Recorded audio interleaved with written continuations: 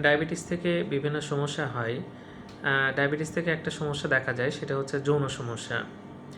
যার ডায়াবেটিস আছে দীর্ঘদিন ধরে এবং ডায়াবেটিসটা কন্ট্রোলে থাকে না, তার কিন্তু নার্ভগুলো আস্তে আস্তে নষ্ট হয়ে যায় এবং ব্লাড ভেসেলেও সমস্যা হয়।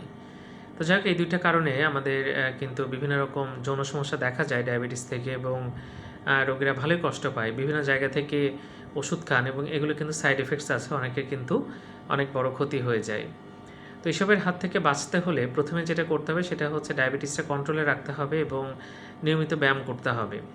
এটা করলে কিন্তু রোগীরা অনেকটা উন্নতি লাভ করে। এছাড়া আরেকটা জিনিস আমরা বলি, সেটা হচ্ছে যে রোগীকে ডায়াবেটিসটা কন্ট্রোলে রেখে ওষুধগুলো ঠিকমতো খাওয়া এবং প্রয়োজনে ডাক্তারের সাথে পরামর্শ করা। কিন্তু অনেকে যেটা না করে হার্বাল ওষুধ বা বিভিন্ন রকম ওষুধ খান, তার ফলে কিন্তু অনেক বড় ক্ষতি হতে পারে।